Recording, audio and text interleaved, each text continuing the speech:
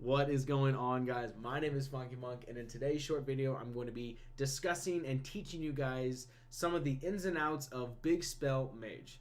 Now, I just want it to be known that this deck actually carried me all the way from rank 5 to Legend, and then I was also able to play it in Legend ladder for about 15 to 20 games. So it can easily get you guys to Legend if it's played correctly.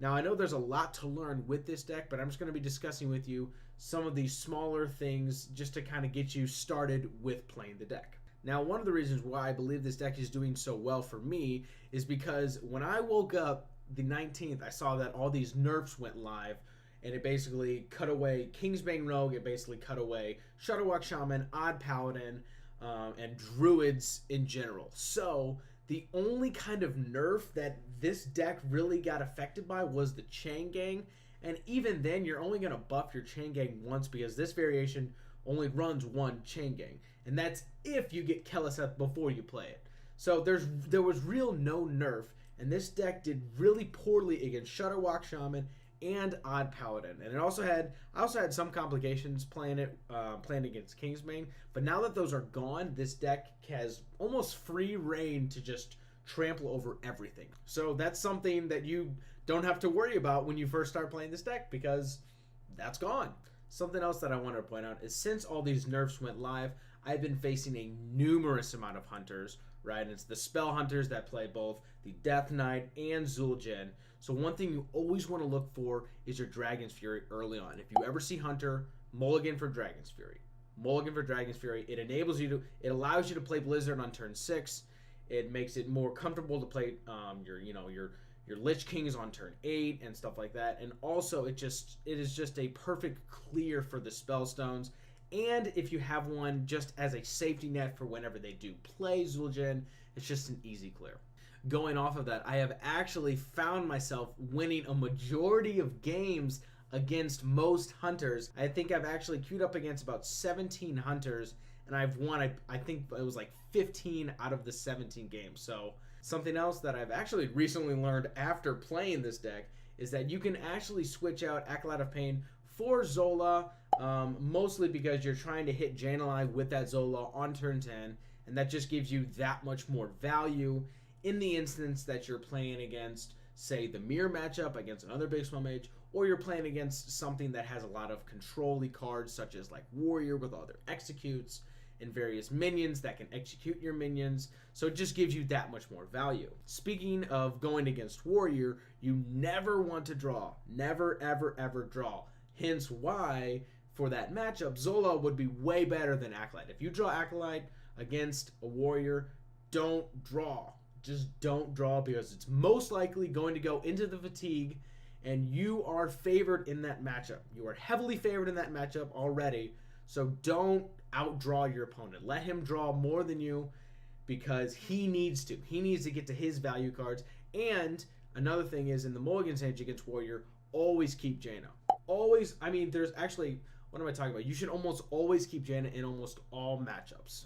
Right? Almost all matchups you should keep Jaina. There are very few, very rare situations where you should mulligan away Jaina. Discussing a little bit more about the Control Warrior matchup, in the event that it is an odd, you always have to remember that they have double Reckless Fury and they have double Brawl. And they usually run double Super Collider. So you always want to mulligan for your you always want to look for your Gluttonous Ooze in that instance. Mainly because you have to keep track of those 4 board clears, so that after you've seen all of those 4 board clears, then you are free to play your Dragoncaller Alana. A lot of times I found myself playing Dragoncaller Alana so late in the game only because I've seen the 4 really hard ways for the Warrior to actually destroy your entire board. Going back to what I said earlier about the mirror matchups, something I would highly advise against is if you find yourself playing against a lot of other Big Spell Mages, you could make the switch from Sindragosa to Malakras. Reason why is because when you play Sindragosa, it enables you to get a free Frost Elemental on turn 10, but if your opponent has already played Jaina as well, you guys are essentially trading off elementals, and it just doesn't feel that good. There have been a handful of times where I've actually played against a mirror matchup. I run Sindragosa, my opponent was running Malakras, and it usually went into the fatigue game, and him just being able to play Malakras on turn 8, like way into fatigue, enables him to get 4 cards that he started with. And that's another thing. If you do run the Malakras, make sure you write down what was your starting hand.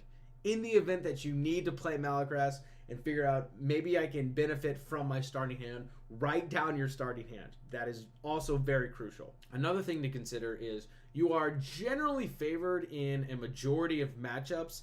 There's obviously some that will sway back and forth, but the 3 instances that I have found that I almost always lose are the OTK Paladin with the assembling the horsemen. That's one of your that's a tough matchup.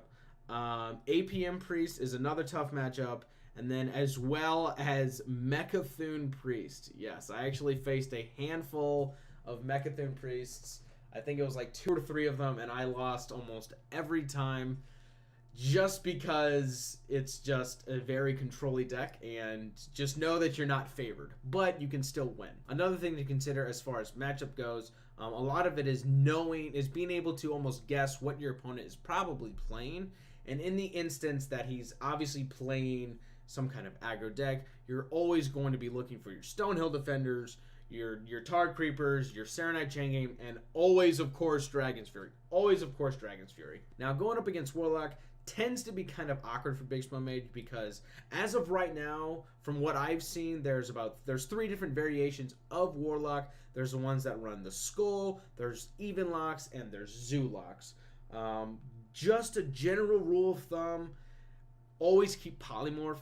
In the event that it is, the one that runs Skull, or it's the one that runs Even, you always need some kind of answer to you need some kind of answer to their Mountain Giant, whether it's on turn 3 or turn 4. Another thing to keep, again, Dragon's Fury. I will go on and on and on about how amazing Dragon's Fury is, because it is one of my favorite cards. It is the reason why this deck is the way it is, because of how powerful Dragon's Fury is. I want to try to stop saying, look for Dragon's Fury, but it is a good card. You need to look for it.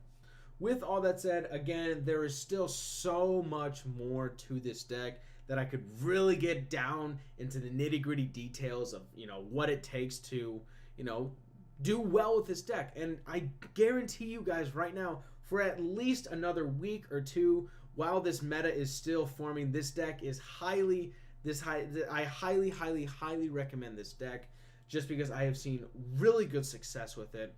But if you do have any more questions in regards to this deck, feel free to comment down below, or just to jump into my stream whenever I'm live and ask me more questions about it if you are interested in learning this deck, because again, it is a really good deck at this current time, and I would highly advise you guys to play it. So if you enjoyed this video, be sure to like down below, and I'll see you guys in the next one. Stay funky. Peace.